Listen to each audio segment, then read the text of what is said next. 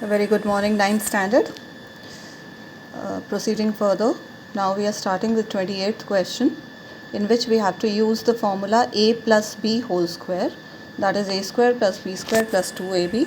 So 1008 we can write it as 1000 square plus 8 square plus 2 into 1000 into 8, and calculation further can be done simply adding all the three. Then similarly 11.6 is 11 plus 0.6, a square plus b square plus 2ab. So you can simplify 0.36, multiply, get and add all three. Similarly 29th question, here we have to use a minus b formula. So 992, it can be written 1000 minus 8 the whole square, 1000 square plus 8 square minus 2 into AB. Similarly, as we have done here, this was 1000 plus 8, here it is 1000 minus 8, just minus here. In place of 16,000, it will be minus, remaining the same. 9.98 can be written as 10 minus 0.2, then a square plus b square minus 2ab, it can be done. Now just see how we have simplified this. 0.2 is 2 over 10, that is 2 over 10, and 10 and 10 cancels, so 2 into 2 we have 4. So 100 minus 4, that is 96, 96 plus this, so 96.04. Now 30th, third part.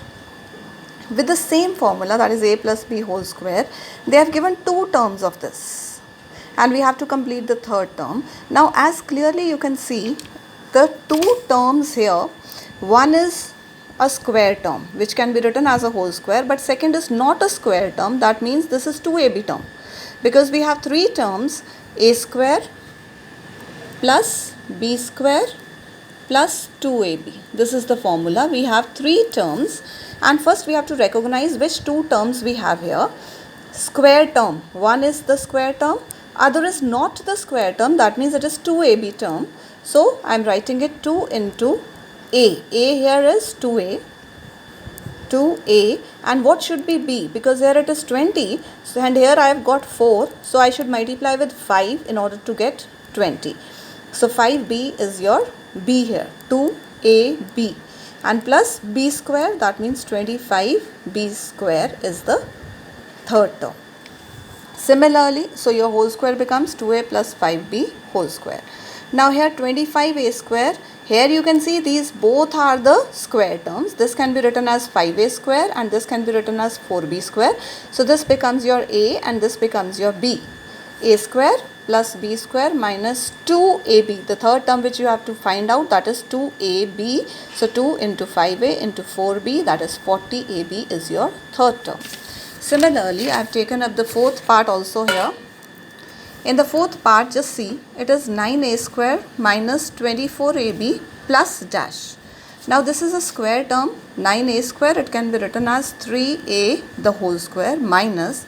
Now 24 is again not a square term, so it is 2ab term. So I am converting it into 2 into first term 3a into, because it's 6, so it should be multiplied with 4b further. So this is your third term, square of that gives you 16b square.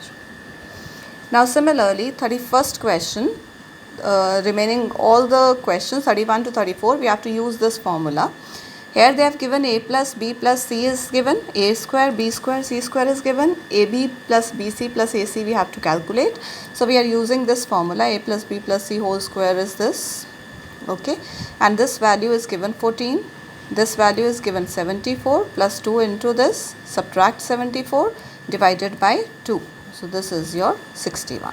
Similarly, 34th question, this is given, and we have to calculate this. Now you can easily see these three, connecting these three, we have a formula, this whole square can be written as this, a square plus b square plus c square plus twice of ab minus bc minus ac. So here this value is 89 plus twice of this value is 16, so 89 plus 32, 121, square root of that plus minus 11. Now this completes with your syllabus, and now we are left with the number lines. So that I am going to discuss just now, the number lines. Look into carefully how we have to do it.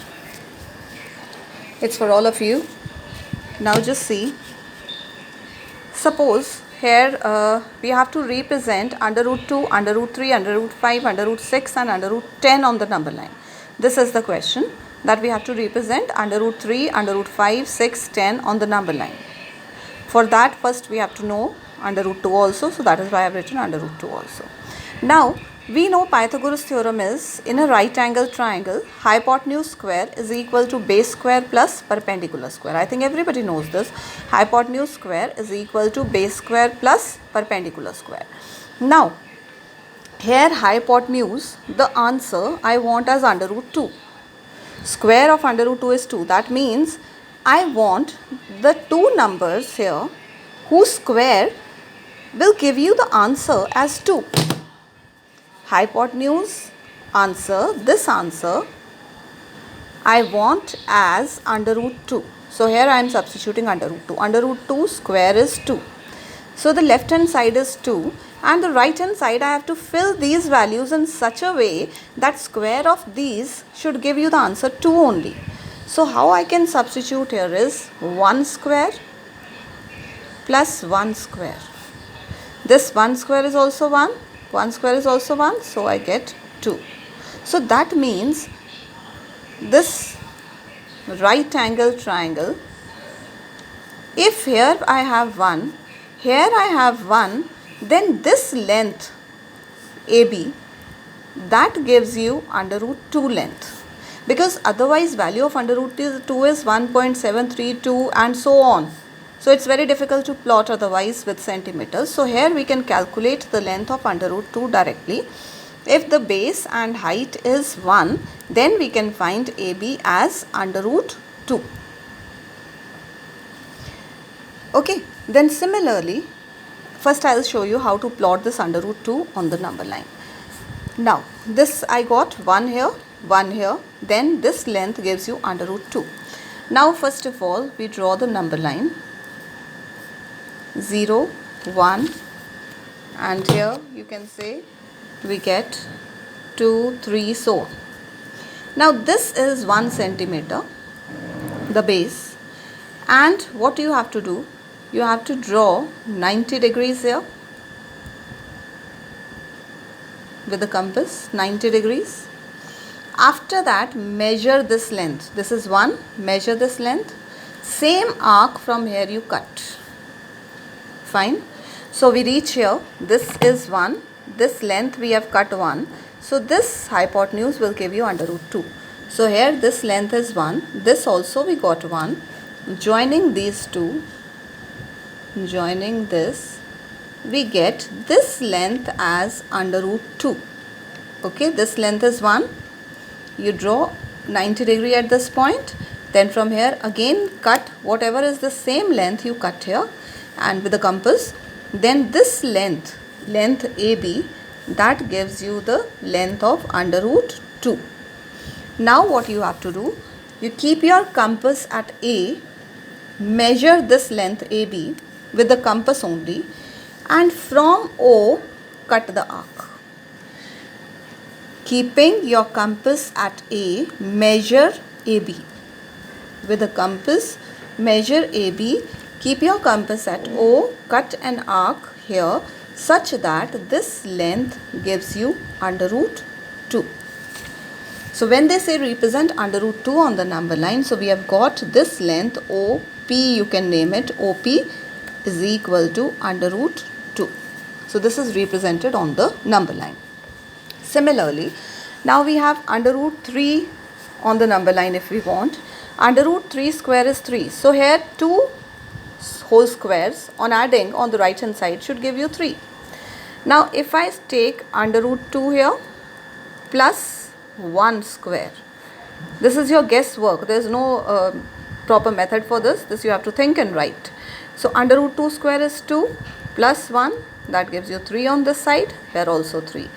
So right angle triangle for this will be, here we get under root 2, here 1, then this gives you under root 3. Okay, so this we are going to plot here now. Now whatever under root 2 you have got, listen very carefully. This length, as I told you, is under root 2, OP. OP is under root 2.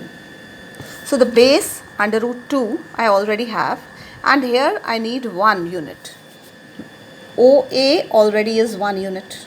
Correct? So this forms a right angle triangle OPA, in which OP length is under root 2, OA is 1 unit. So when I join AP,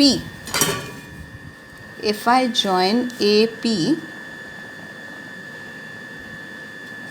on joining AP, this length will give you under root 3, because here it is 1, here it is under root 2.